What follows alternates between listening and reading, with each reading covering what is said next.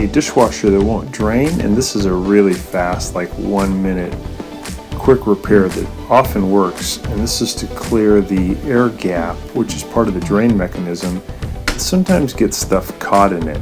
This is on a Bosch dishwasher. I'm setting it for drain, and I can hear it draining a little bit, but not as fast as it should be. So I'm going to see if I can find if there's something caught here in this thing by the faucet called the air gap. So I pulled off the top, and then I'm going to squeeze in on the two ends and pull it off. I'm going to use a little knife here to help me with some leverage. Should come right off. So now that we have that cap off, we can see that there's a bunch of stuff caught in this center part of the hole. Looks like probably an old fish bone got pulled in through the dishwasher drain, and then a bunch of stuff kind of collected around the fish bone, and that's what causes the drain. So we pulled that out. We're just putting the cap back on, click it in, and we put this little silver cap back on. We're done. This has got the fix. A guy with a really easy, fast fix for a gas burner that is not giving you an even flame or a weak flame. So when you make sure that it's cooled down, you remove the burner cap, and using a sharp implement, I'm using a dental tool, but you could use a straightened paper clip. You want to just open up all these little holes here. And then the one that works the best is to take something sharp and poke it down into this little central hole. Sometimes it's a ways down, like maybe an inch down, but if there's a little brass piece called a jet, and you use an extended paper clip and you wiggle it around in there, it'll knock out any obstruction that might be in there, and then you'll get a nice flame again. So it's really easy. Should just take you maybe a minute or two. And often it's the front burners that get that from a boil over condition.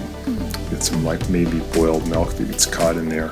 It's a really easy one to do, and it'll get your burner working really strong again. So I hope this has been helpful to you, and please subscribe to our channel when you get a chance. This is an easy fix for a leaky dishwasher. We got a little leak here in the lower right hand corner as the dishwasher is running, and it's pretty slow, but it's kind of common with almost all dishwashers. Eventually they start to leak a little bit on the right or left corner, just a little bit of water, and it's just due to a seal inside here. It's very easy to clean and repair.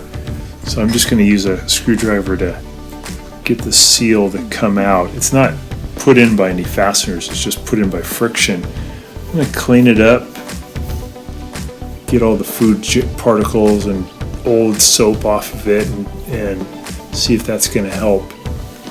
I'm also going to clean the little groove that it goes in. And when I put it back in, I'm not going to push it in really hard. I'm going to put it in very lightly and just let the door itself push it all the way in. And that way I'll have a better watertight seal. Sometimes these seals just get compressed so many times they no longer are fitting tight enough. So I'm just putting it in kind of loose, close it, and then we give it a test. Hey guys, can you take just a second to click on the subscription link below? It really helps our channel, and also the bell notification, so every time we make a new video, we can send it right to you. We make a new video about once every week. Really appreciate that, and if you give us a thumbs up, it'd be great. Thank you.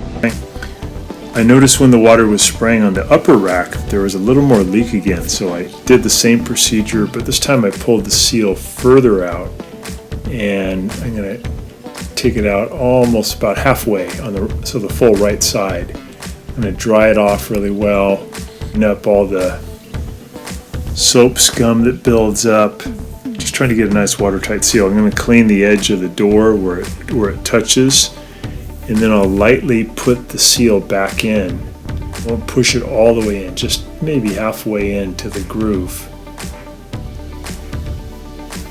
And that's pretty easy. That should solve your problem. And then when I tested it, no more leak. So that's a fast fix. Hope that helps you.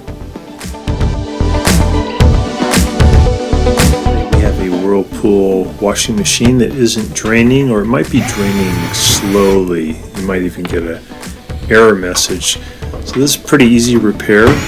I've lifted the machine up onto my plastic case to give me a little bit more room to take off this front panel. It just helps you to get into where the 1/4" screws are. And once you remove those, you can pull the panel off. And then you have a nice little coin trap here that you can pull out. You might find that there's some stuff caught in there that's just keeping it from draining fast enough, or maybe it's just not draining at all, and it just catches coins and things over time. So I started the cycle, and then I pressed the spin speed button to go to the highest speed, and then I press start, and then I'm just letting it try to drain, and it's just barely draining the water.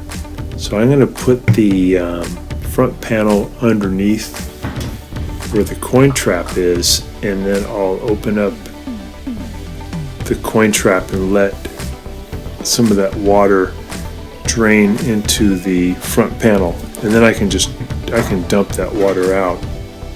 So sometimes you have to do this a few times, where you fill the front panel and then you dump the water out. You go back and forth to get all the water to get out. You could also use a bucket, but this fits in really good right underneath this coin trap. This is a really cool design. You just grab this and turn counterclockwise and the water will come out. Be a little careful though. If you feel like too much water is coming out, you can just tighten it back up and that'll stop the water. So I just had a little water left in there, pulled the coin trap out, and then I noticed there's this big sticker that was in there, and I think that was keeping it from draining. And there's some coins and bobby pins and stuff. That's normal. I've often found socks get pulled in here and cause it to not drain, especially like small baby socks. Like for a newborn is very common. I'm reaching in with my finger into the right where there's a little hole, and there's a drain impeller in there that I want to feel that it can turn. Sometimes you can get like a rubber band or a hair tie wrapped around the impeller, and then it won't turn. It's easy to fix though. You can actually grab it with some needle nose pliers. This one, the impeller was turning really good, so it's just that big sticker was in the way. So I'm just going to turn this now clockwise as tight as I can, so it's a nice watertight seal. Pretty seldom do you ever have to replace the drain motor. It does happen, but it's not too often. So I'm putting the front panel back on, push it in really hard to give it a little bit of a heel of hand to lock it in, and I'll put those two screws back in. Again, putting this whole thing up on a 2x4, or in this case this little plastic case, definitely helps you to get into where those screws are, otherwise it's kind of hard to do. With a dryer that takes way too long to dry, and this is outside the house where the dryer vent tube leaves the house, and I'm noticing that there's a screen in front of the vent tube that's really clogged. So I'm going to remove the screen and see if I can fix it. People put in these screens sometimes to keep mice and rats and animals from crawling inside the vent tube, but unless you clean them now and then, they'll tend to get clogged with the lint, and then the dryer really just can't get rid of all the heat and the moisture. It'll just take forever to dry, or it'll keep tripping the thermal fuses inside the dryer. So I'm going to remove this screen by taking out a couple of Phillips head screws, and I'm going to clean it really well, but then I'll remove some of the material of the screen, so it'll still keep the small animals from getting in there, but it will allow a little more air to flow through, and if there's any lint that comes through the tube, it'll have a way out. So this should cure the problem, but it's probably still good if you use these screens, just to remove them now and then. So we can see there's just a almost 100% occlusion. The air just couldn't get out. And poor dryer, you know, it's doing a good job, but it just can't get rid of the moisture, can't get rid of the heat. And this can also be a fire danger too, because you can have a accumulation of lint inside your dryer. So if this is the case, you can remove the filter, remove the screen, and then just get all the junk off of it. Maybe use a wire brush. Make sure you have it completely clean. So I'll do that, but I'm also going to take some diagonal pliers and cut out a little bit of the screen. I'll cut out little squares to allow more airflow. I'm also using this lint eater tool, which is really cool. You can get this online. It's about 25 bucks, but it'll help you, if you hook it to your drill, to clean out the vent tube to see if you can get any other lint that might be hanging out in there. These come in 3-foot sections, so I'm going to add another 3 feet, go a little deeper in there.